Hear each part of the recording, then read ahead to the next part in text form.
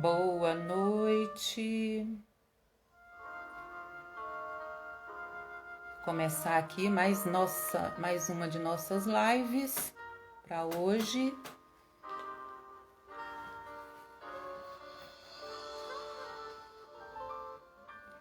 Como ajudar alguém que você ama, que esteja com depressão, que esteja com sintomas de depressão, né? E aí nós vamos conversar hoje sobre esse tema, esperando só algumas pessoas entrarem. Boa noite. Não liga se eu não disser o nome, porque às vezes eu não enxergo mesmo. As letras são muito pequenas, eu sei que é Eri Mesquita. Boa noite, Eri. Boa noite, Valdina. Obrigada pela companhia de vocês. Vamos começar a nossa live, vamos dar apenas uns minutinhos. Já estou eu aqui sem relógio de novo.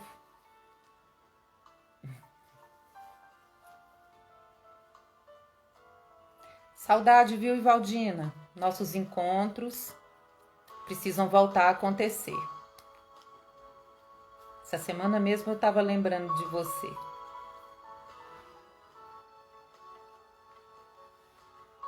Contar as novidades.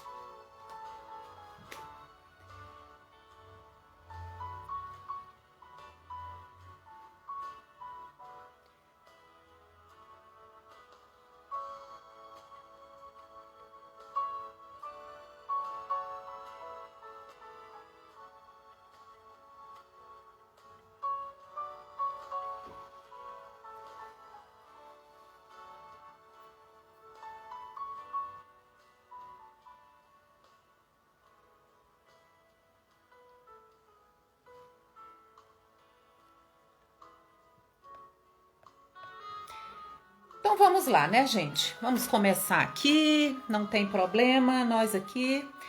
Eu quero hoje que a gente converse sobre um tema que foi alguém que me mandou até por WhatsApp, né? A pergunta era exatamente o que eu faço assim para poder ajudar quem está com depressão. Você poderia falar um pouco sobre isso?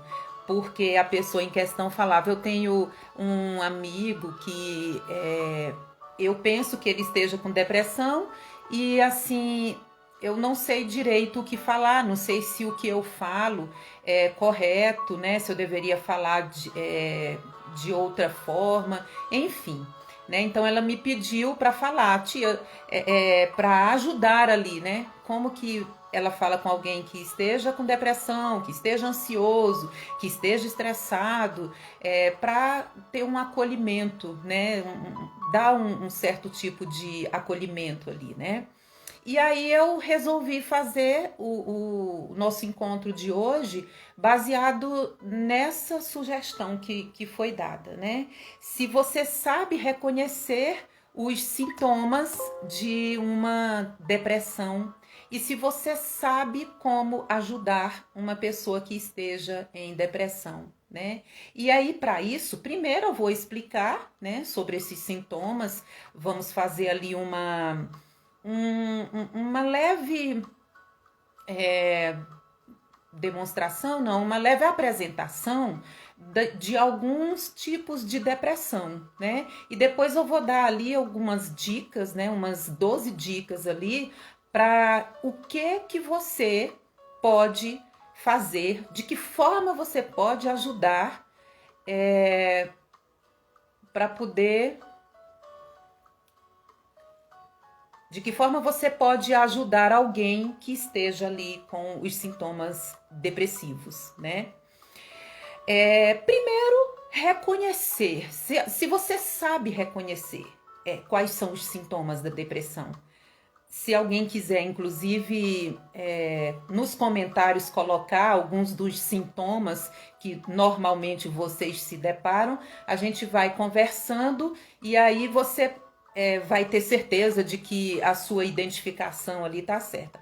Hoje é muito simples assim, né? A gente ter informações. Ainda bem, né, que existe a tecnologia e que tem recursos muito bons, tem plataformas muito boas, né, Instagrams, né, canais de YouTube que sempre trazem aí numa linguagem bem simples coisas sobre o comportamento humano, sobre a saúde emocional, sobre a saúde mental das pessoas, e isso facilita muito, né? Ali para poder a gente identificar e ajudar, né? Mas só isso não é suficiente, é o que nós vamos falar hoje aqui durante a live, né? Então, a depressão ou o transtorno depressivo, como é conhecido também, é transtorno depressivo maior, né? É um transtorno de humor que é comum, né? Porém muito grave, né? E os sintomas de depressão afetam assim de maneira muito grave as pessoas, né? Como o modo como elas pensam, como elas lidam com as atividades diárias, como dormir, comer, trabalhar, né? E os sintomas devem estar presentes nessa pessoa ou em você mesmo por pelo menos 2 semanas para que o indivíduo possa ser diagnosticado aí com o transtorno depressivo maior, né? Às vezes a gente tá ali meio entristecido mesmo.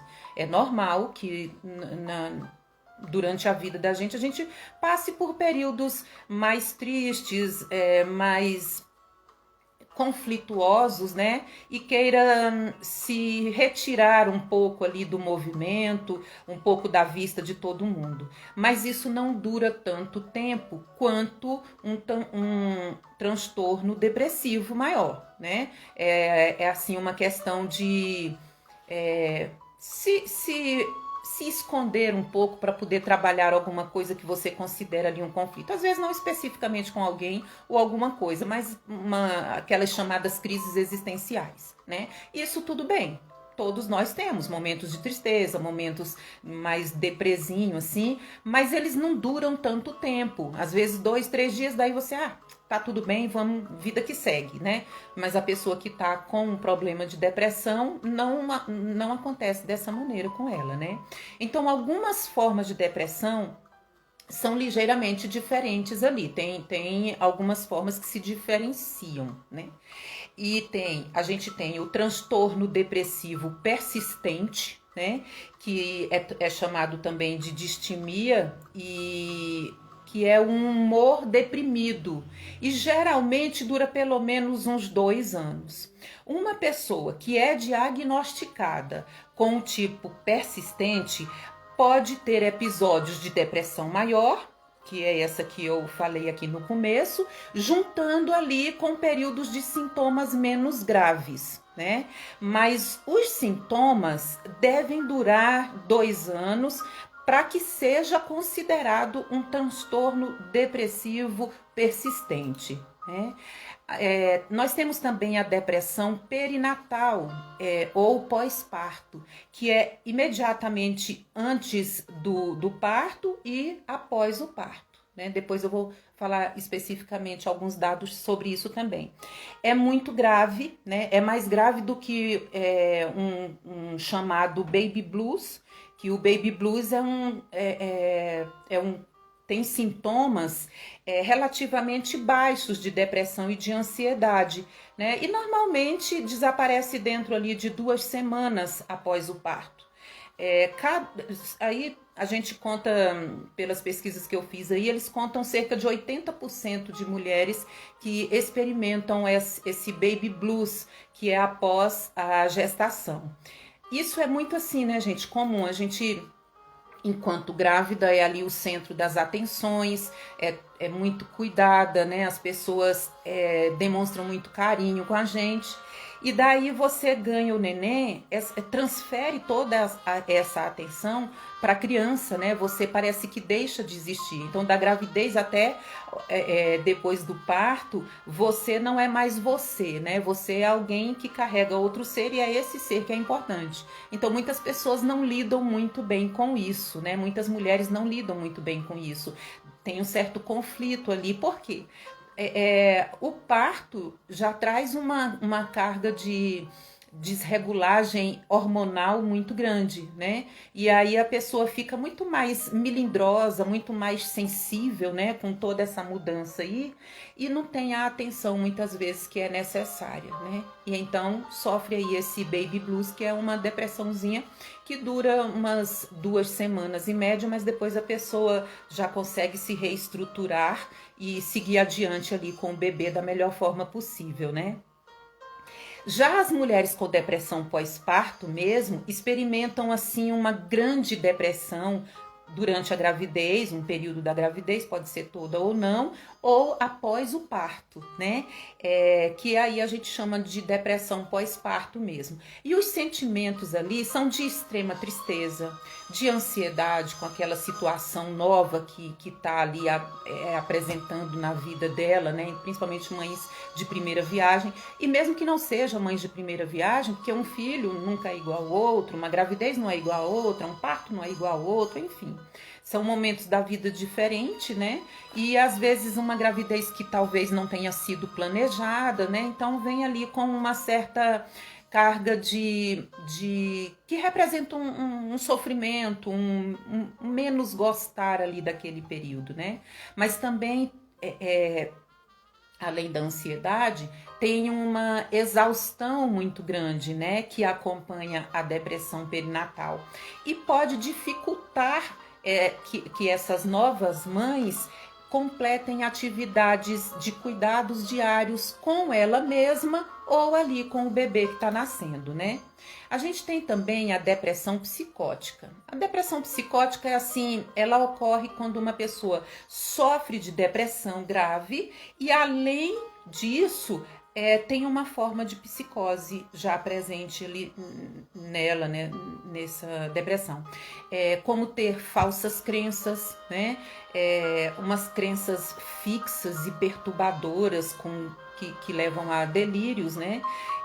Ou ver coisas que outras pessoas não estão vendo e não estão ouvindo também, né? São as alucinações. Essa é uma categoria atípica, não aparece com muita frequência, né? Só que as pessoas demonstram sintomas psicóticos e os comportamentos depressivo geral ao mesmo tempo, né? Então, além dela ter já esses problemas de ver, ouvir coisas que as outras não estão vendo nem ouvindo, de ter delírios, ela ainda tem o aspecto depressivo nisso também. E os sintomas psicóticos ali, geralmente, tem um tema depressivo, por exemplo, delírio de culpa, delírio de pobreza, delírio de doença, né? E não são muito positivos para essa pessoa e de difícil tratamento também, né? Tem o transtorno afetivo sazonal. Esse transtorno é caracterizado ali pelo início de um quadro de tristeza prolongada durante os meses de inverno, né? E é uma coisa interessante porque quando há menos luz solar natural, a depressão, a gente chama depressão de inverno, né? É uma forma de depressão que, como o próprio nome diz, ela ocorre principalmente no inverno, durante o inverno, ou durante o outono. Ali a falta de luz solar pode tornar as pessoas mais vulneráveis, né, a flutuações normais de humor. Normalmente ela é acompanhada do aumento de peso, né, e do aumento de sono, alteração no peso e alteração no sono, né? Dá mais preguiça. O transtorno afetivo bipolar também que a gente tem ali, e esse é meio complicado também, porque ele é diferente, o transtorno é diferente da depressão, mas é incluído nessa lista porque alguém com transtorno bipolar vivencia ali momentos de humores extremamente baixos, tristeza profunda, e atende os critérios de depressão maior, que é a chamada depressão bipolar. Uma pessoa com esse transtorno também experimenta ali estados altamente elevados de euforia e de irritação, que são chamados de mania, ou uma forma menos grave, que é chamada de hipomania, né? A gente tem também distúrbio disruptivo de humor, e aí é mais comum em crianças e adolescentes, porque é um momento em que há interrupção de um fluxo normal por uma fase do desenvolvimento ali da criança, né? E tem também os distúrbios que a gente chama de disfórico pré-menstrual. Como o próprio nome diz, não precisa nem entrar em detalhes, mas causa ansiedade, causa depressão, causa inquietude, e fica ali restrito àquele período mesmo. Muita gente acha estranho, tem ali o preconceito, já está com TPM, já está naqueles dias e tal, e é uma coisa que de fato é muito maior do que o controle que a pessoa consegue exercer em cima disso, né? Impacta de verdade o humor daquela pessoa. Tem mulheres que não conseguem, naqueles dias, produzir absolutamente nada. Muitas até ficam mais reservadas em casa, tentam ficar dentro do quarto, porque realmente causa esse estresse e essa ansiedade muito grande ali. Então aqui a gente vai falar agora dos sintomas dessa depressão. Se você ou alguém tem experimentado alguns dos sintomas que eu vou falar aqui durante a maior parte do dia, né?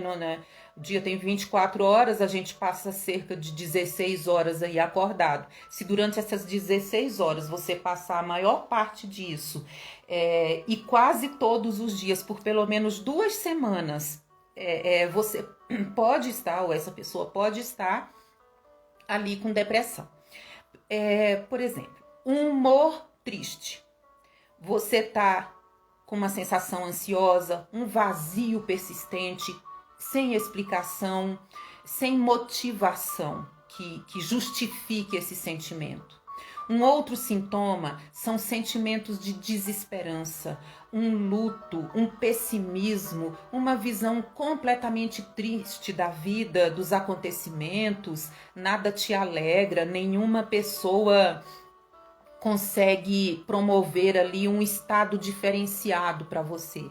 Uma irritabilidade constante também é um sintoma.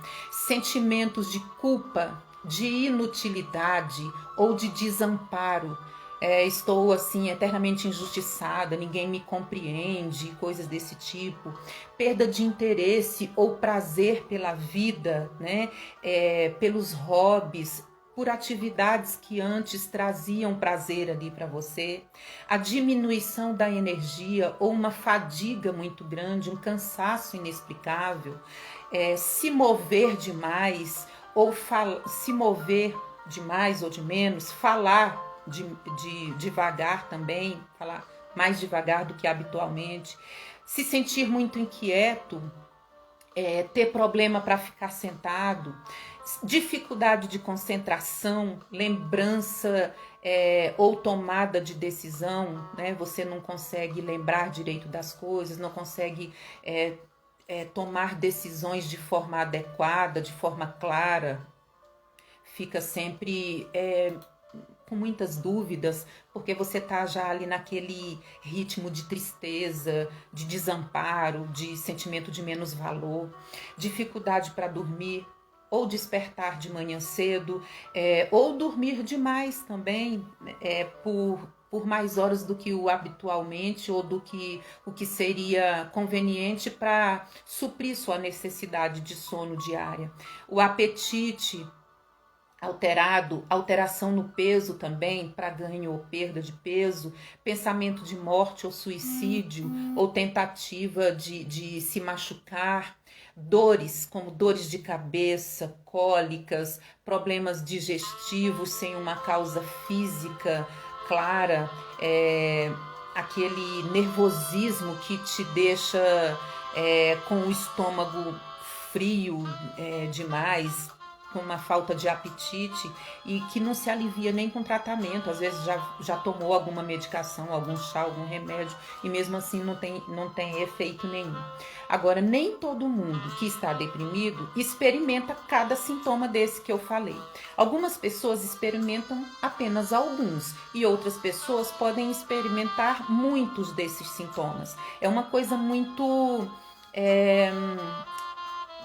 difícil assim de você determinar, bater um martelo de que aquilo de fato está acontecendo, até consigo mesmo, né? Não digo do julgamento dos outros, mas você chega a se questionar se por estar sentindo só alguns, mesmo que ali já dure mais de 2 semanas, mesmo que durando a maior parte do seu dia produtivo ali, ainda assim a gente fica meio com dúvida. Mas vários sintomas persistentes, além do humor baixo, são necessários para o diagnóstico dessa depressão maior. A gravidade, a frequência dos sintomas, quanto tempo eles duram, vai variar de pessoa para pessoa. Os sintomas também podem variar dependendo ali do estágio da doença, porque às vezes a pessoa já vem com estágio depressivo há tanto tempo e nunca percebeu, nunca tratou que chega a esse estágio ficar mais grave, né? E existem também alguns fatores de risco para depressão, para uma pessoa ter depressão. A depressão é um transtorno mental que é muito comum no mundo. Afeta ali cerca de 10% da população brasileira. 10% da população brasileira, a gente está falando aí de 12 milhões de pessoas, mais ou menos. Isso são dados da Organização Mundial de Saúde, né? E algumas pesquisas sugerem que a depressão é causada por uma combinação de fatores que são genéticos, biológicos e ambientais. E também psicológicos.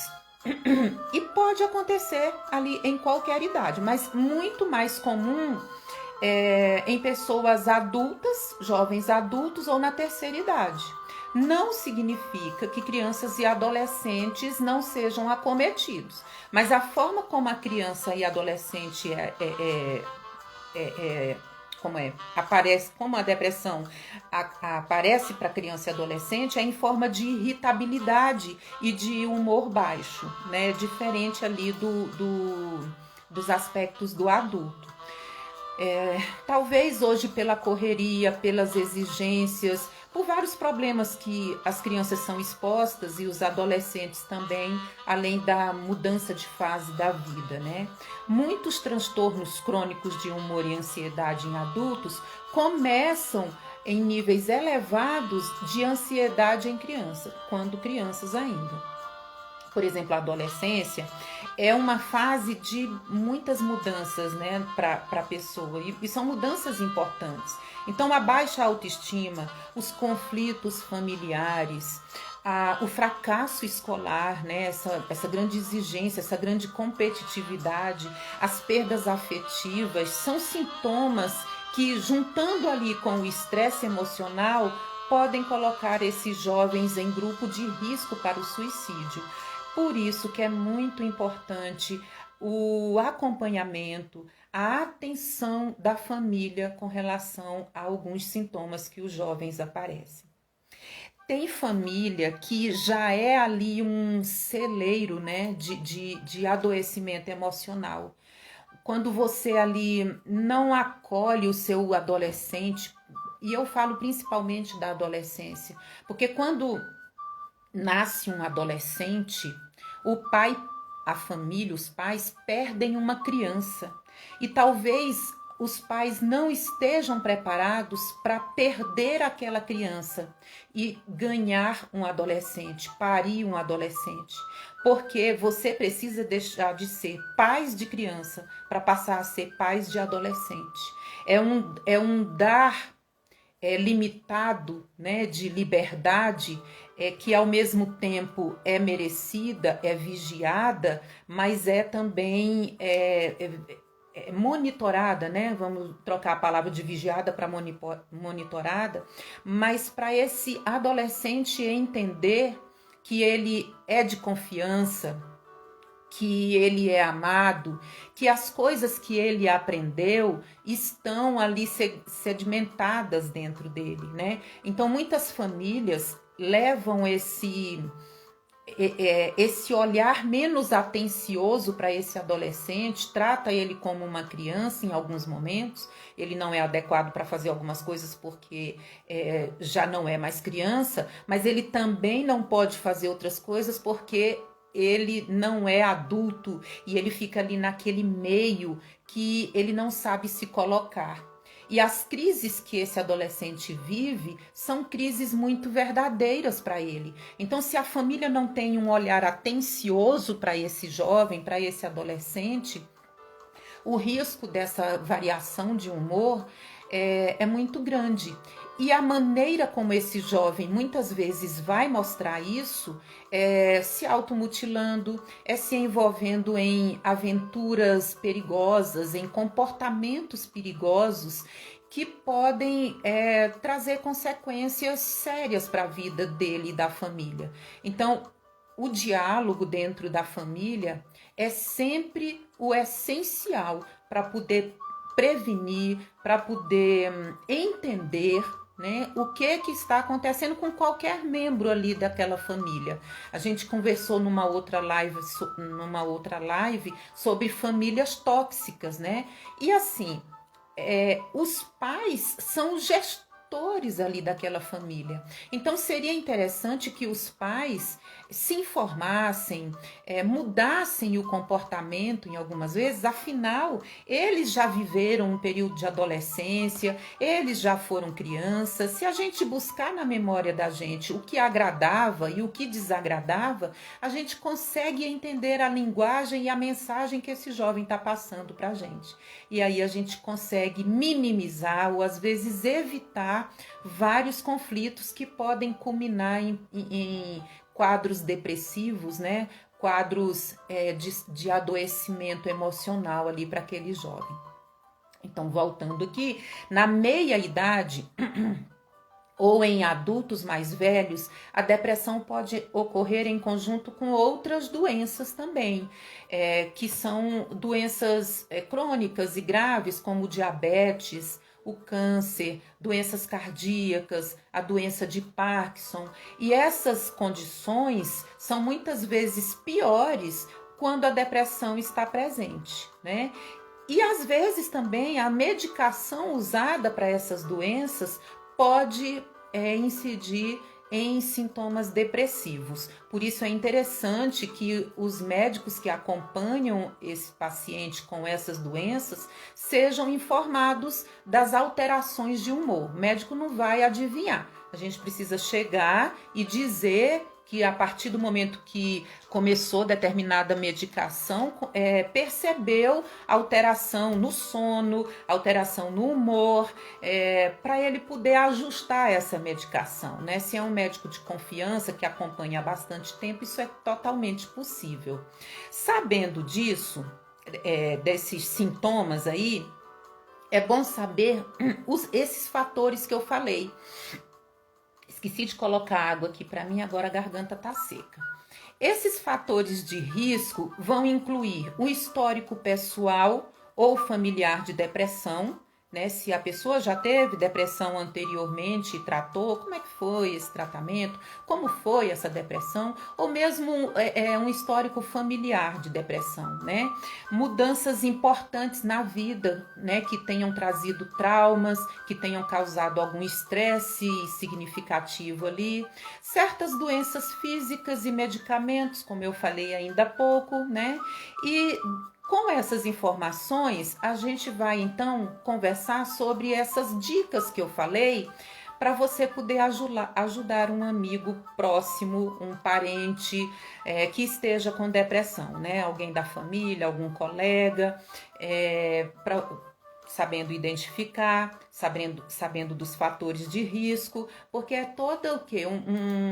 Um olhar diferenciado para aquela situação, né? Não é a gente adjetivar ali o sofrimento de ninguém, né? Dizer, é frescura, é manha, é falta do que fazer, enfim, né? A gente não consegue saber de fato o que a outra pessoa está sofrendo para a gente poder julgar com menor valor, né? Tirar o valor daquilo que a pessoa está sentindo. Então é bom prestar atenção.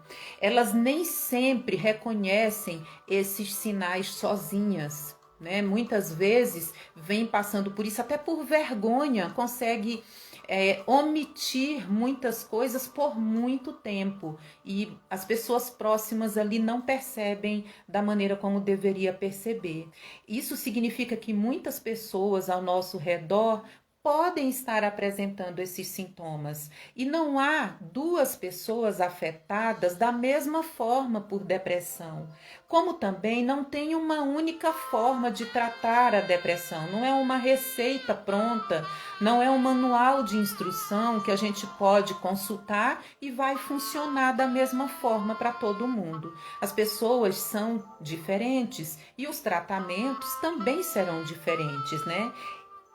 O importante é encontrar o tratamento que melhor funciona para aquele momento, para aquele quadro que ele está trazendo. A primeira coisa que é necessário ter em mente é que alguém que você conhece e ama, que esteja clinicamente deprimido, é que essa pessoa tem uma condição clínica que é muito séria, né?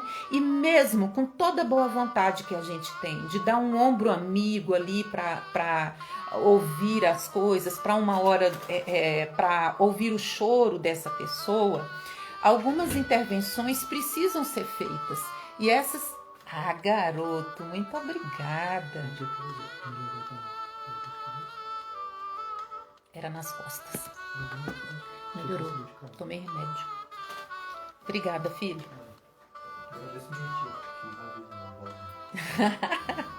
Gente, que gracinha. Olha, uma rede de cuidados aqui para Rose, né? Eu falei da minha garganta seca.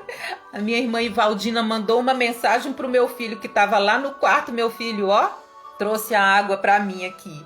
E agora minha garganta não tá mais seca. Obrigada, Ivaldina. Então, por mais que a gente ame essa pessoa e dê o acolhimento, dê o ombro amigo, dê o ouvido para poder escutar essas coisas, isso não é um tratamento. O tratamento precisa de intervenção psicológica e de intervenção psiquiátrica muitas vezes. Precisa de terapia muitas vezes junto com medicação. Não se abandona a medicação sozinho, não se começa a tomar uma medicação sozinho, porque deu certo para a irmã, para o pai, para a mãe, para a amiga, eu vou tomar também, né? Não é assim que funciona. Medicação traz efeito colateral. Então é importante que você tenha a medicação adequada, tenha o tratamento adequado para o seu estado particular. Porque, como eu disse, duas pessoas não vão ser acometidas da mesma forma com a depressão. Tem gente que fica no estado depressivo e se fecha dentro de casa, não quer sair, às vezes perde o emprego, é um adoecimento que tira muita gente do mercado de trabalho. E tem gente que amanhece o dia, diz para si mesma, eu vou trabalhar, e vai trabalhar, funciona normalmente e depois volta para casa e vai sofrer lá caladinho, quietinho, né? Então existem muitas maneiras diferentes das pessoas apresentarem a depressão. O mais importante é que a gente tenha a consciência de que o cuidado psicológico e muitas vezes psiquiátrico é fundamental para que as pessoas se recuperem. E aqui eu vou listar 12, não vão ser poucas, 12 dicas úteis para você fazer para alguém que esteja aí perto de você com depressão. Primeiro, você precisa compreender que o tratamento é fundamental. Não é achismo, não vamos testar, vamos tomar um chá, vamos... Não. Pode, mas não é o tratamento. Então, a primeira coisa é você compreender que essa pessoa precisa de um tratamento, que o tratamento é essencial, né? A depressão é uma condição clínica, ela requer ali cuidados médicos e psicológicos.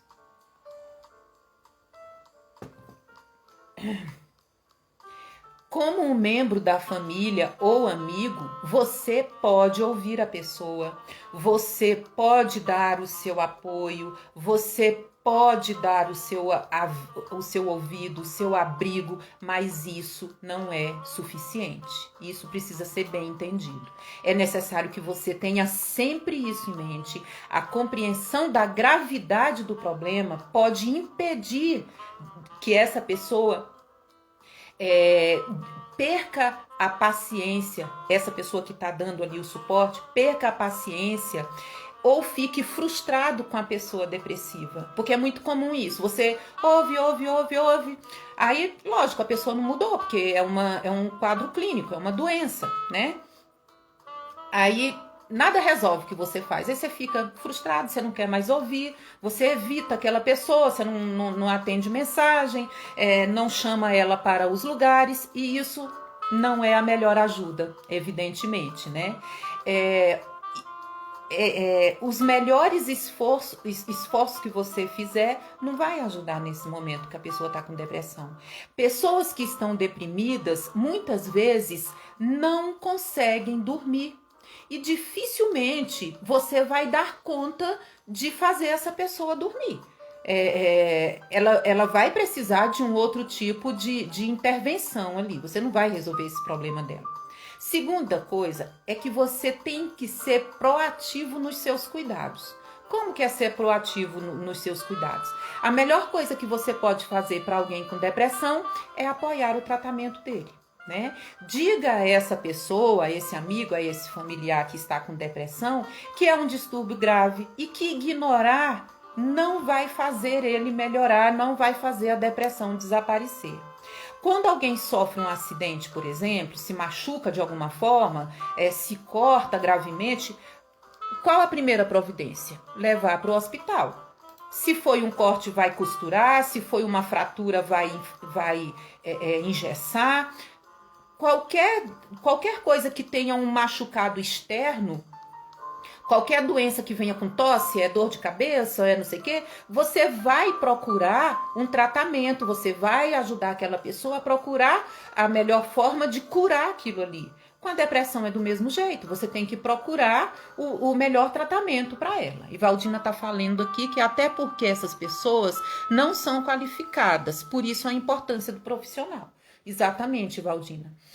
A gente, enquanto família, enquanto amigo, não tem qualificação para poder acolher e cuidar e tratar e curar a pessoa que está depressiva. Então, você pode ser um suporte para o tratamento. Você pode ser vigilante, cuidadoso, acompanhar, estar junto para poder fazer aquele tratamento funcionar bem, tá? Então, você pode se oferecer para fazer esse acompanhamento, você pode mostrar preocupação com o uso da medicação, saber se essa pessoa está tomando, porque às vezes também a pessoa esquece, toma errado a medicação, não é porque quer, é porque tem essa possibilidade da pessoa esquecer mesmo.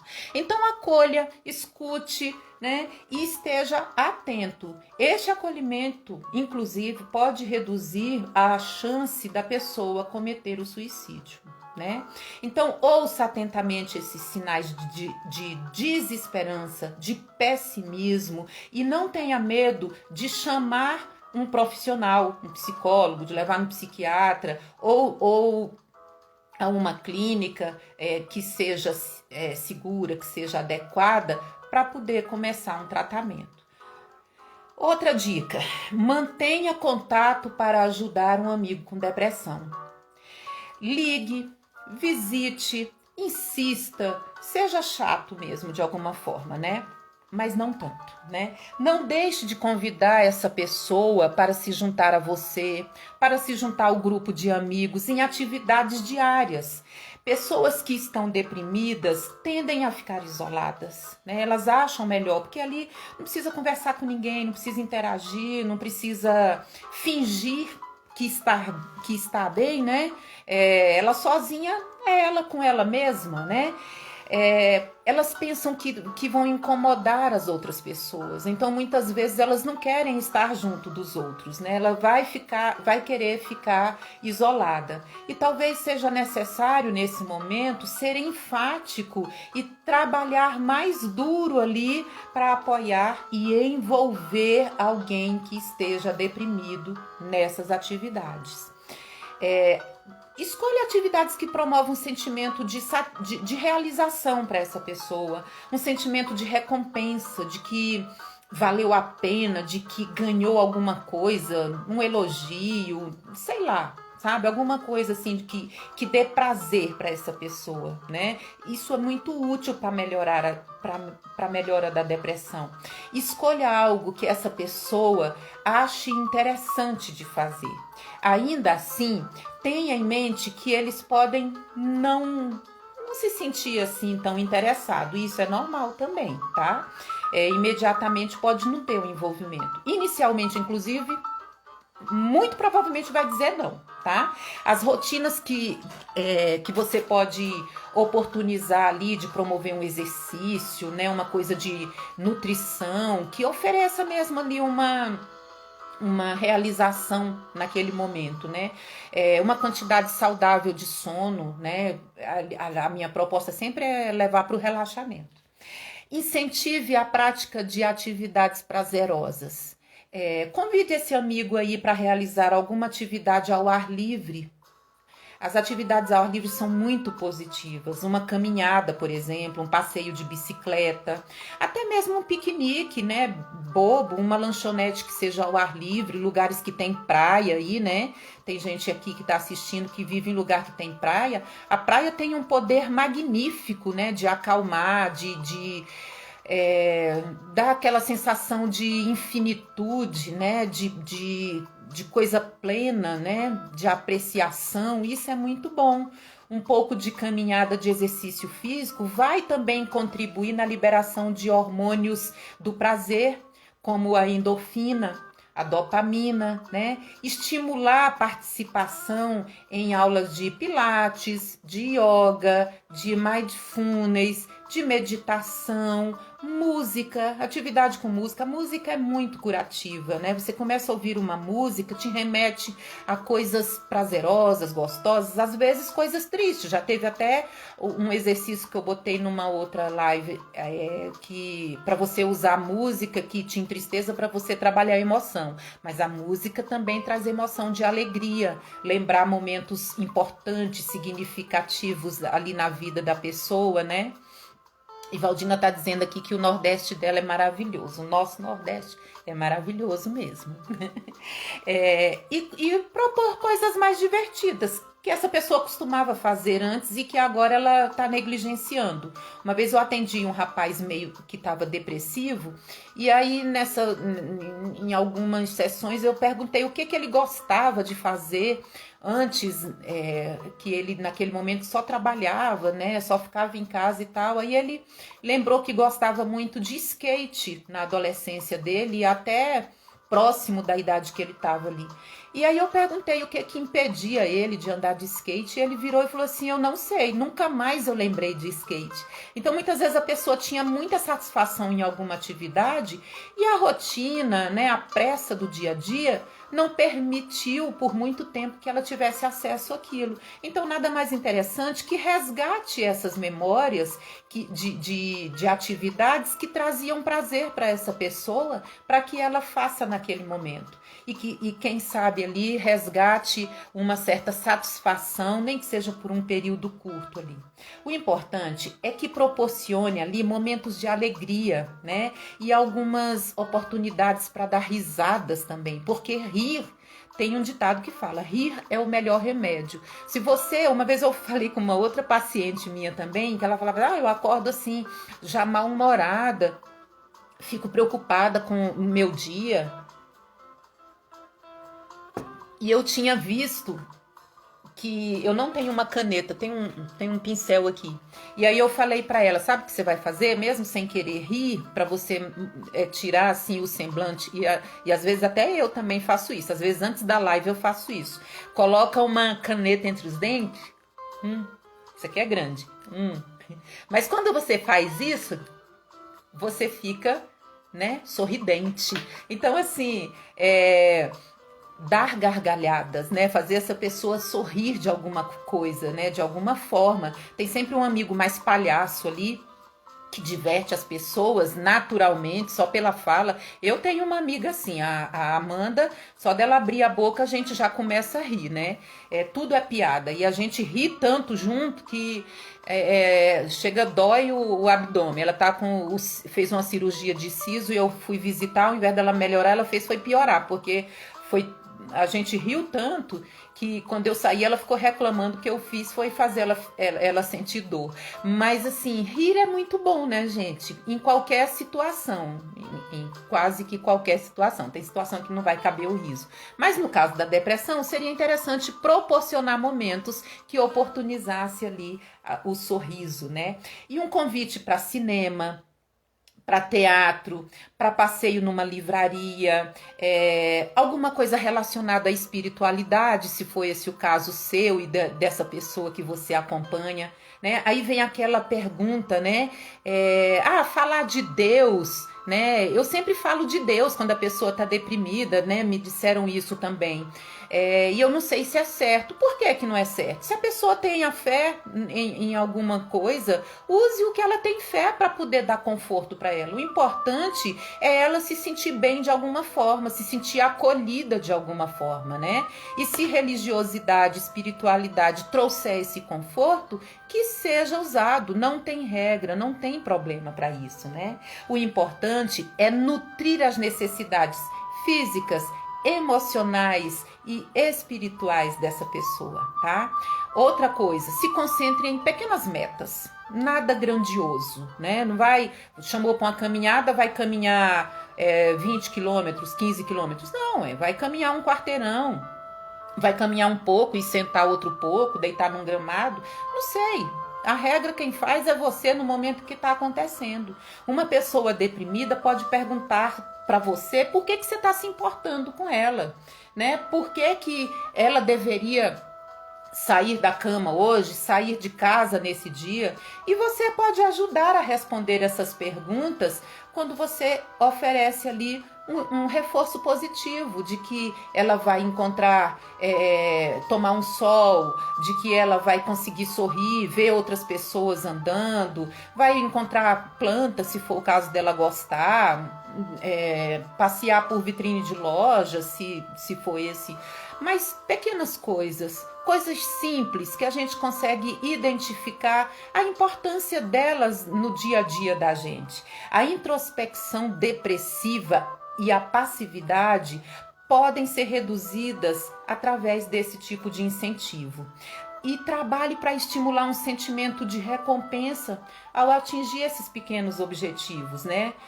Elogiar, pontuar esses ganhos, essas modificações de comportamento diário ali, também é importante, né? Até mesmo algo bem simples ali, como saiu da cama e tomou um banho, porque às vezes a pessoa depressiva não gosta nem de tomar banho, porque é suja, não, é porque não tem ânimo mesmo. Então naquele dia, poxa, saiu da cama, tomou um banho, lavou o cabelo, nossa, muito importante. Para mim, para você que não tá, não, é uma coisa rotineira, normal. Para ela também já foi, mas naquele momento é uma coisa que significa um grande esforço. Então merece ser reconhecido, merece ser elogiado, né? Leia tudo sobre o assunto para você poder se informar sobre essa depressão.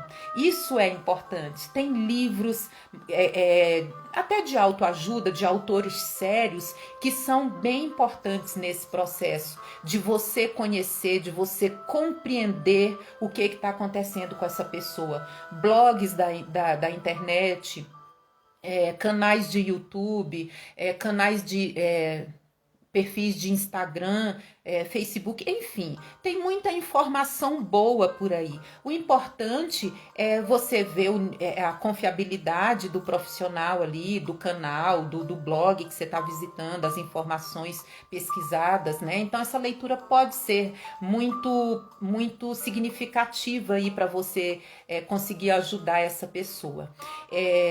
Outra coisa também é aconselhável observar sempre a idoneidade ali do profissional que você busca para atender essa pessoa e para você também consultar no caso dessa necessidade. E encontre serviços ali de apoio para essa pessoa, né, na sua comunidade. Pode ser recursos online, pode ser plataforma. Eu consulto muito a plataforma Vitude, porque ela traz assim coisas bem interessantes. Quase toda live que eu faço eu pesquiso nessa Vitude, na minha vida, porque tem muita coisa boa para a gente ler. Então, outra coisa também é você se informar sobre associações, organizações que cuidam da vida, como o CVV, que é o Centro de Valorização da Vida, atende online, né? 24 horas por dia, de forma gratuita, né? Para um momento de crise ali ou de orientação, é perfeito também. Algumas pessoas com depressão podem não reconhecer que estão deprimidas, que foi o que eu disse anteriormente. Explique para essas pessoas que essa condição pode ficar progressivamente pior, né? E até mesmo se tornar uma coisa crônica na vida dela, né? E se não tratada, se não tratada de uma forma breve, precoce, né? Precoce ali. Por isso que vale a pena investigar todos esses serviços de apoio e especialistas. Outra dica é que você faça terapia. Por que você faça terapia? Para compreender o que se passa com uma pessoa querida, é importante que você se conheça também. O autoconhecimento vai te deixar preparado para lidar ali com emoções que são suas e que não são do outro, né? Porque muitas vezes, quando estamos em um processo de escuta, da queixa do outro, do sofrimento do outro, os relatos dessa pessoa podem acionar na gente pontos do nosso inconsciente que podem incomodar. E nesse momento a gente precisa saber o que diz respeito ao sofrimento dele e o que diz respeito ao meu próprio sofrimento, as minhas próprias crises e conflitos, né? E a psicoterapia é um processo altamente recomendado para as pessoas que convivem com amigos ou familiares em depressão. A pessoa precisa estar forte, com a sua capacidade mental, emocional em dia, né? Para poder dar esse acolhimento, entender o que a outra pessoa está sentindo, não confundir os seus próprios sentimentos, as suas próprias crises com a crise daquela pessoa. Quanto mais estabilizada essa pessoa saudável estiver para lidar com a demanda de crise dessa pessoa, da família, desse amigo, para poder ouvir, para poder acolher, para refletir, para ajudar, melhor, né? Outra dica: saiba o momento de ficar em silêncio. Nem tudo precisa ser conversado, né? Eu disse anteriormente, né? Seja chato e insistente, mas na mesma proporção, reconheça o momento que aquela pessoa precisa do tempo dela, né? Porque não é porque está depressivo que você precisa também sacudir o tempo todo. Não é abandonar a própria sorte, mas também não é exigir demais. Eu já disse, pequenas contribuições, pequenos avanços, pequenas conquistas são interessantes. Então, em alguns momentos pode ser necessário que apenas o abraço, o silêncio, o seu lado amigo fale alto ali naquele momento, né? Um colo para a pessoa, um cafuné, né? Um momento de acolhimento, de carinho, um abraço apertado fala muito mais do que várias palavras.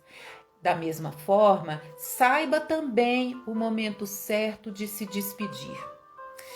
e dar um espaço para que a pessoa respire, né? Às vezes também a gente sufoca a outra pessoa com a nossa preocupação. Outra dica também é incentivar a visita a um psicólogo. Incentiva a pessoa a visitar ou o psiquiatra ou o psicólogo, participar de sessões de terapia e tomar os medicamentos quando eles forem prescritos. Porque dessa forma, através da terapia, o psicólogo consegue ajudar muitos casos. E eu já tinha dito isso e vou repetir aqui também. Não, como diz assim, me perdi aqui, mas eu vou voltar. Eu tinha dito o quê, gente? Peraí, deixa eu voltar aqui no assunto que eu me perdi. Foi com relação à terapia, tá? Quando a gente imagina ali que a pessoa precisa da terapia, aí muita gente fala, mas eu não dei certo ali com um determinado psicólogo, né? Determinado psicólogo ali não me fez bem.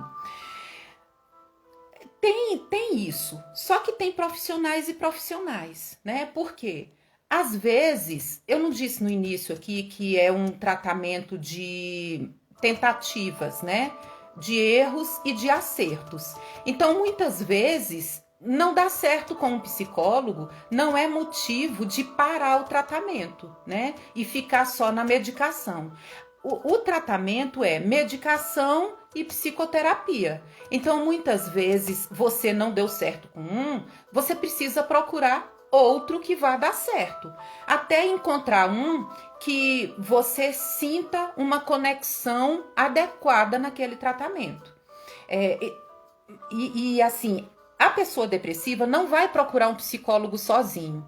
Às vezes até faz um contato telefônico e tal, mas aquela coisa que eu disse, que ele tem às vezes vergonha, né, de se expor, de expor que está deprimido, porque na verdade sempre é muito rotulado e sempre é questionado a respeito dessa depressão, isso pode desmotivar a procura de um tratamento psicológico e a pessoa fica só na medicação.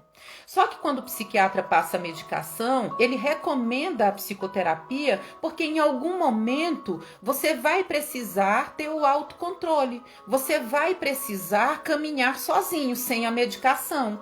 E mais na frente, sem a psicoterapia. O objetivo é fazer você passar por esse momento. Então, se um psicólogo não deu certo, vamos procurar outro, não tem problema nenhum, né? Não é o primeiro que olhou, que conversou, não deu certo e eu vou continuar indo. O que vai acontecer nessa terapia? Você não vai se entregar de forma adequada, você não vai falar o que te incomoda de verdade, você vai trazer relatos da sua rotina. E o objetivo não é trazer um diário de bordo da sua rotina. O objetivo é trabalhar os seus incômodos, os seus sentimentos, coisas que estão ali fixadas na sua história e que você não consegue se livrar daquilo sozinho. Né? Muita depressão tem origem ainda na infância, na adolescência, alguma coisa vivida e que em algum momento da vida adulta veio à tona e que você não conseguiu mais segurar. Então é importante que o tratamento seja o mais cercado de cuidado ali possível. O amparo da família, o acolhimento da família, dos amigos próximos ali, o tratamento medicamentoso, se for o caso, se o psiquiatra passar, psicólogo não passa nenhuma medicação, né? Ele recomenda ali um chazinho, um relaxamento, mas não passa nenhuma medicação, nem para dormir, nem para relaxar, nem para passar sintoma de nada, não. O instrumento de trabalho do psicólogo vai ser a escuta, né? A escuta, os questionamentos, para fazer você trabalhar o que você precisa. Em momento algum, ele vai te dar alguma medicação e nem sugerir. Né? A gente entende a necessidade da medicação, a gente procura conhecer que efeito que essa medicação tem para compreender o processo que a pessoa está passando ali, né? Para compreender como é que eu vou lidar com aquela dificuldade da pessoa que está vindo ali para mim com aquele problema, tá? Mas não vai passar medicação. Então, beleza, não deu certo com um, vai procurar outro, tá? É importante mostrar que qualquer pessoa pode precisar de ajuda para lidar com sentimentos e problemas que parecem fugir do seu controle, né? Problemas como um casamento ou um relacionamento, problemas familiar, lidar com desemprego, com emprego novo, com a morte de um ente querido, com a depressão, com estresse, com a síndrome de burnout. Evitar o preconceito é extremamente importante. Eu já tive paciente que chorava, foi me procurar e chorava pela depressão e chorava também porque em algum momento ela foi preconceituosa com quem sentia a depressão. Então, assim, não é um querer, né? A pessoa não deprime porque quer, nem entende por quê. Quantas pessoas ficam num sofrimento tão grande na depressão porque fala, por que que eu tô assim? Eu não entendo, eu sou forte, eu sempre fui forte, eu sempre lidei muito bem com tudo e naquele momento tá daquele jeito. Então a melhor coisa é não ter um olhar preconceituoso. A pessoa afastou do trabalho mês após mês, ano após ano, não consegue, não consegue. Eu não entendo, você não entende, a própria pessoa não entende. Então é a busca de entendimento, é a busca de voltar a uma vida que seja produtiva. É o sonho de quem sofre de depressão. É se inserir novamente nas relações saudáveis, se inserir no contexto social que ele se encontrava, na sua igreja, no seu trabalho, nas festas de família, nas saidinhas, nas paqueras. É voltar a se animar com essas coisas, né? A Lu tá dizendo verdade, preconceito, isso, para com o depressivo é muito grande.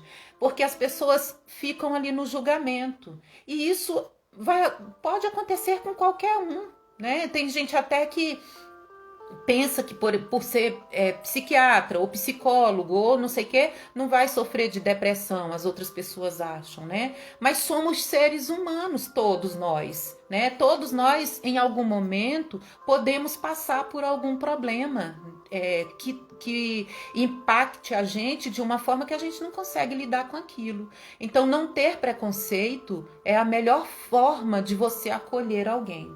A última dica é que você fique atento para ajudar um amigo com depressão. Por que ficar atento? Se alguém que você ama teve depressão no passado, presta atenção se essa pessoa está mostrando o mesmo tipo de comportamento que ela teve da outra vez, né? Para que isso é importante? Justamente para no início já providenciar uma ajuda, já indicar para aquela pessoa, olha, né, parece que você está entrando na mesma condição anterior, então vamos procurar já ajuda, a gente já conhece o caminho, vamos fazer esse caminho juntos aqui, né? E é importante entender também aqueles fatores, né? Adolescência, depressão pós-parto, que são as fases da vida ali que são mais arriscadas, né, para isso. A depressão pós-parto, por exemplo, que eu tinha dito no início da live, ela acomete mais de 25% das mães no Brasil. Não é uma coisa tão rara assim. E muitas vezes as pessoas, diante daquele olhar preconceituoso, acham que essa mãe é uma louca, sabe? Que nem tem prazer em ter um filho. Como assim? Né? Filho é motivo de alegria, filho é bênção. Tá, gente, racionalmente a pessoa entende isso, mas emocionalmente ela não está em condição de viver isso. E é bem diferente você saber e você ter condição de viver, né? E essa depressão pós-parto, ela pode trazer, assim, consequências devastadoras nessa relação, nesse vínculo de mãe e filho ali, né?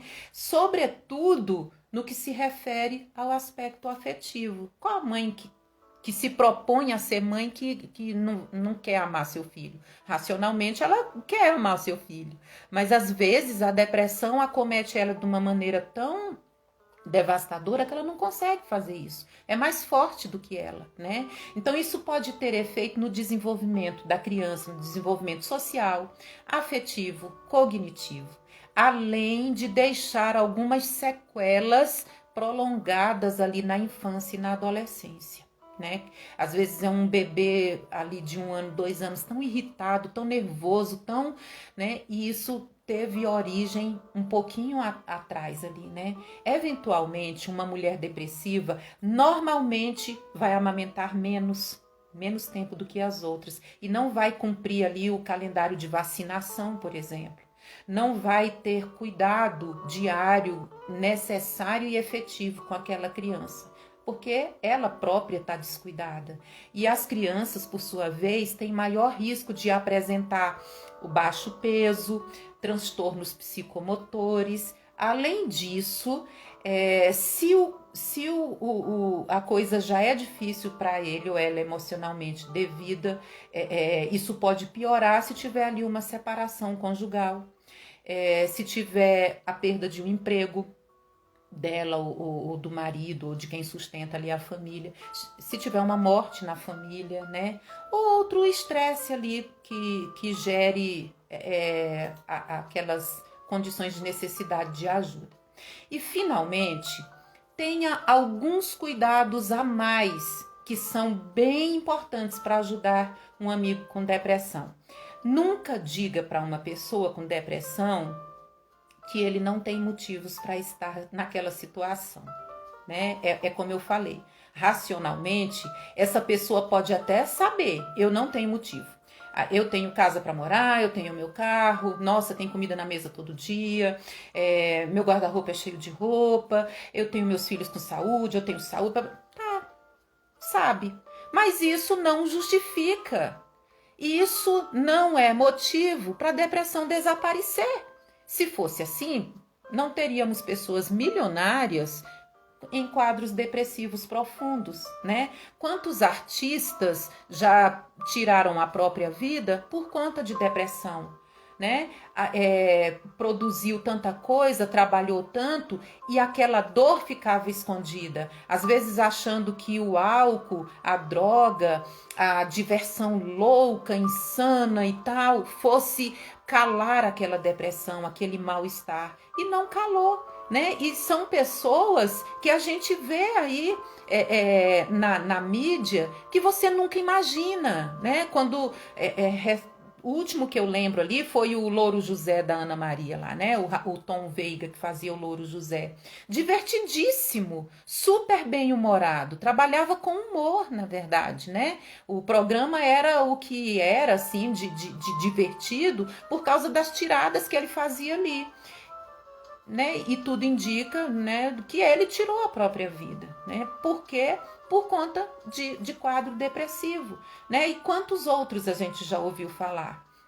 Então não é porque a pessoa tem X ou Y de coisa, ou de pessoas ao seu redor, ou de saúde em outras áreas, que ela vai estar livre de depressão. Não é assim que funciona, né? Então, assim, não diga isso para a pessoa. E não vai listar adjetivos para mostrar a essa pessoa as razões pelas quais ela não pode estar triste. Ah, você é tão bonita, você é alta, você é magra, você é isso, você tem o olho não sei o que, o seu cabelo é não sei o que. Não adianta, gente. Não adianta, porque isso não vai fazer a pessoa dizer, se olhar no espelho e dizer, não sou mais depressiva porque eu sou bela. Não vai. Não sou depressiva porque eu tenho olho verde, porque o meu cabelo... Não vai rolar, né? Olha, tanto que tem pessoas lindíssimas que estão depressivas e pessoas que não estão nesse estereótipo aí de lindeza, que não tem a mínima depressão, que está muito bem resolvida, que está com a autoestima lá em cima, está vivendo a vida numa boa, né? Então não tem nada a ver com o que a pessoa tem ou com o que a pessoa é em aspecto físico, em termo estético ali, né? É algo que tem um histórico que pode ser familiar, pode ser biológico, pode ser pessoal, não se tem assim, a Rose tem depressão por causa do histórico familiar ou por causa do histórico biológico. Não, a depressão apareceu. O que resta é tratar. Vai tratar testando qual a melhor maneira de tratar. Porque não, de repente não vai ser o primeiro tratamento que vai funcionar. Às vezes as pessoas chegam lá no consultório, Rose, eu tô tomando a medicação direitinho, mas eu tô querendo parar porque eu tô muito sonolenta com o tal remédio assim assim. O que você acha? Eu não tenho o que achar, não fui eu que passei a medicação e eu não tenho formação para orientar essa pessoa com relação à medicação. O que eu indico? Fala com o médico, volta no médico quanto antes, o médico psiquiatra, e diga os efeitos que essa medicação está fazendo, para ajustar a medicação. Porque quem combina a medicação, mais uma vez eu vou repetir, medicação é coisa séria, medicação para depressão é coisa séria. Então, quem precisa ajustar essa medicação não é a própria pessoa, não é o psicólogo e não é o psicólogo junto com essa pessoa. É o psiquiatra que tem a formação adequada para poder fazer o que tem que fazer, tá? Aqui a Lu está dizendo, você tem um emprego, tem uma família maravilhosa, é da igreja e está desse jeito. A pergunta que sempre escuto. Pois é. E é cruel, né, gente? Porque além da pessoa estar sofrendo pela depressão, ela vai começar a sofrer de culpa porque ela tem todos os motivos do mundo para ser feliz e ela não quer ser feliz. Ela não quer, ela está se entregando para uma depressão. Se ela desse valor às coisas, ela não estaria depressiva. Não é assim que funciona. Ela dá valor, sim. Ela agradece a Deus, se for o caso, se ela for religiosa, ela vai agradecer a Deus todo dia. E ela vai estar com essa dúvida também o tempo todo, questionando a si e questionando a Deus e questionando ao universo. Meu Deus, por que eu sou assim? Por que eu tô assim? Eu queria tanto estar melhor. Eu queria tanto ser feliz e eu não consigo. Né? O que eu fiz? É um castigo? Né? O que eu preciso fazer para poder mudar isso? Então é muito cruel esse tipo de comentário para a pessoa, né? Que já está ali tão debilitada, tão fragilizada com uma situação que não está no controle dela, né? Então, do mesmo modo, não diga que os problemas dessa pessoa são problemas bobos, né? Ou que ela não tem razão para se preocupar com o problema que ela está dizendo que se preocupa, né? Eles vão se afastar. A pessoa depressiva vai se afastar principalmente de você, porque ao invés de ela pensar assim, aquela pessoa me incentiva, ela vai dizer, aquela pessoa me critica. Então, eu não quero nem ver, não quero nem estar no mesmo lugar que aquela pessoa está. Então, o pensamento, aquele apoio que eu falei, vai por água abaixo, né? Vão ficar mais introspectivos e parar de falar sobre o assunto. Parando de falar sobre o assunto, o que pode acontecer? Piora da coisa, porque ele não vai conseguir sair disso sozinho. Ele vai precisar da companhia, do acolhimento, do conforto, da compreensão de todos que estão ali à volta dele. Assim, a chance de recuperação é bem maior, né? E aí a gente tem a automutilação, que pode ser um sinal precursor de pensamento de suicídio, né? É bom ficar de olho nesse amigo, nesse parente e continuar proporcionando esse acolhimento e essa segurança e esses incentivos gentis e estar ao lado. Porque a automutilação não significa necessariamente que alguém que cometa vá culminar no suicídio, mas que já é um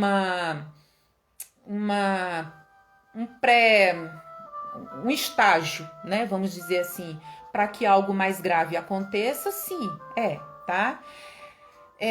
Na verdade, também funciona ali como um grito de socorro, né? A única forma que aquela pessoa encontra daquela dor passar, concentrando a dor emocional em outra dor, que é uma física, né? Olhar para aquele machucado e reconhecer que ali existe uma dor que o outro enxerga, ou eu enxergo como motivo de eu estar nessa situação.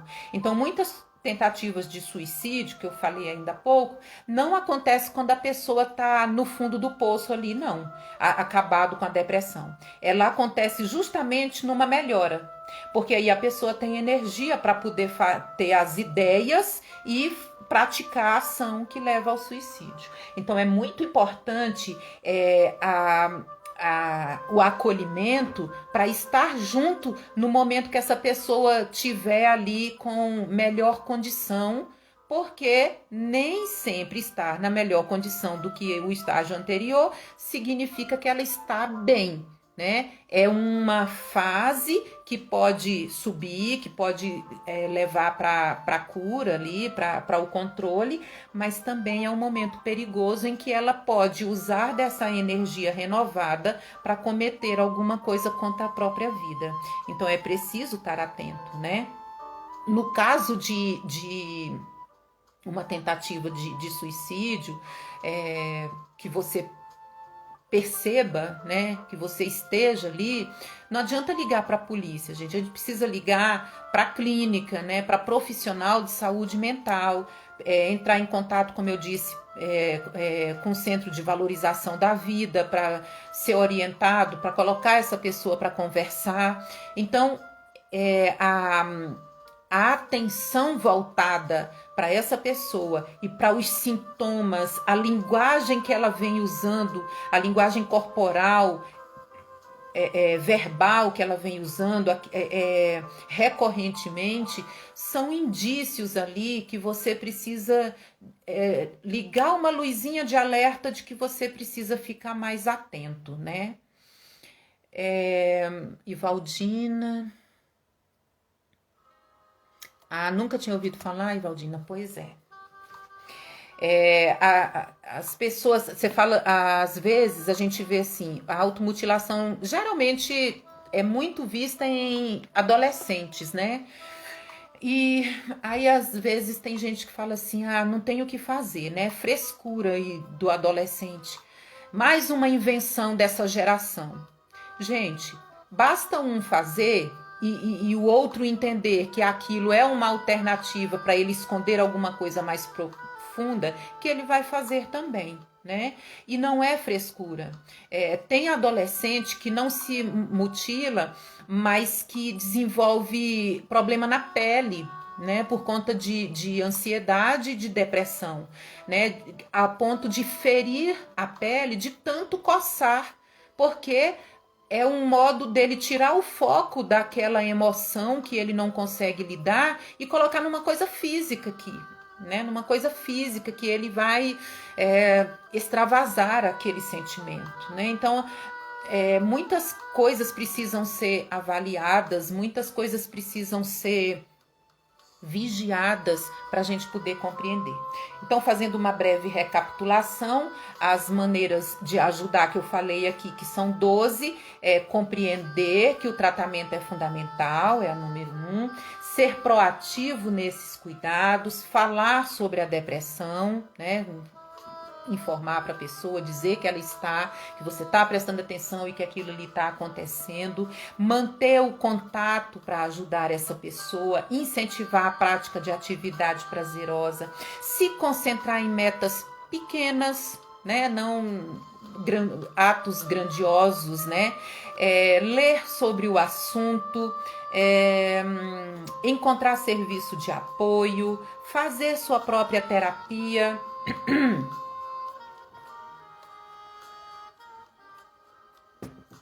Incentivar visitas ao psicólogo, ao psiquiatra e ficar atento para ajudar. São as 12 dicas aí.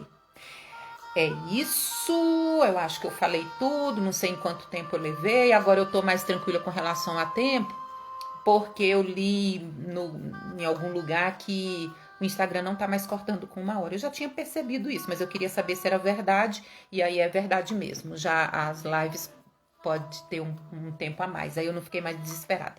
E aí eu pergunto se vocês têm perguntas, se vocês têm algum comentário que querem que eu comente em cima, eu estou à disposição de vocês. Se essa live ajudou de alguma forma, isso aqui, como eu disse, não é terapia, né, gente? É informação.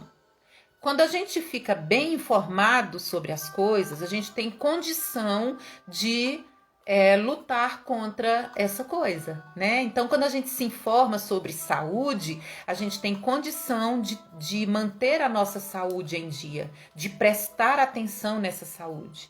Tem muita coisa na saúde da gente que precisa ter atenção. E uma dessas coisas é a saúde psicológica, a saúde emocional, né? Então, a intenção aqui não é uma sessão de terapia, não é um grupo terapêutico, é informação que eu tento passar, que não são tiradas aqui da minha cabeça, né? Mas que são pesquisa de pessoas que já pesquisaram, que já escreveram material e que traz soluções, não, mas que traz informação que dá para você procurar solução para algum problema aí em algum momento da vida. E Valdina, aprendeu? Que bom! O meu problema é que eu nunca deixo a tirada de professor. Antes da gente acabar, eu tinha falado que livros são importantes, né? Isso aqui é uma edição de bolso, né? Em busca de nós mesmos, é de Clóvis de Barros Filho e de Pedro Calabres. São dois autores muito bons e ele não é pequenininho assim. Eu comprei por engano esse aqui, mas ele foi um aperitivo para eu ler o outro livro que é maior e que tem mais informações. Deixa eu mostrar aqui, saindo aqui da câmera para poder mostrar para vocês. Deixa eu ver se ele tá aqui. Tá. O livro é este daqui, né? Quem quiser depois, ele traz um olhar filosófico e da neurociências para questões da vida, tá? Sobre a morte, sobre a tristeza, sobre relacionamento, é super importante. Outro livro deles também, esse aqui, ó, A Vida que Vale a Pena Ser Vivida, né? A gente faz terapia, gente, mas a gente se informa, a gente lê. Quanto mais a gente se informa, quanto mais a gente lê, mais oportunidade a gente tem de trabalhar as nossas questões. Outro livro dele também, que é muito bom, são Inspirações para a Vida, Valores em Sócrates. Não é uma leitura chata, é uma leitura muito agradável, assim, eles têm um modo de falar assim maravilhoso, né? Eles transformam as dificuldades filosóficas numa linguagem completamente compreensível. Outra também é A Coragem de Não Agradar. Esse livro aqui é perfeito, perfeito. Ele é um diálogo, tá? Entre um mestre e um estudante. Maravilhoso esse livro, tá? E para quem gosta de ler, assim, você lê isso aqui super rápido, né? Essas eu ia esquecer, mas essas são as sugestões que eu deixo para vocês aí como leitura. Porque ler, eu sempre digo para os meus alunos, e tem a Lu aqui que foi minha aluna, né? Ler é viajar, né, gente? Então, quando a gente encontra autores maravilhosos que trazem mensagens maravilhosas para a gente precisa aproveitar, né? Significa que alguém estudou, que alguém está informado e com capacidade de ajudar a gente em algumas questões. E a reflexão, a autorreflexão sobre a gente, sobre os nossos problemas, sobre as nossas dores, os nossos conflitos, é essencial para a gente poder compreender esse mundo e o nosso papel nesse mundo. E a terapia, que aí você, com a sua leitura, com o seu entendimento, vai lá, conversa com o seu psicoterapeuta e vira assim uma coisa muito mais produtiva do que simplesmente levar um diário de bordo do que você fez na semana, do que você fez na quinzena, no mês, né? Mas como você se sentiu diante do que você fez, diante do que os outros fizeram para você ali, né? Então é a minha sugestão para hoje, tá? Lu, você ama ler? Então eu acho que o meu trabalho foi cumprido.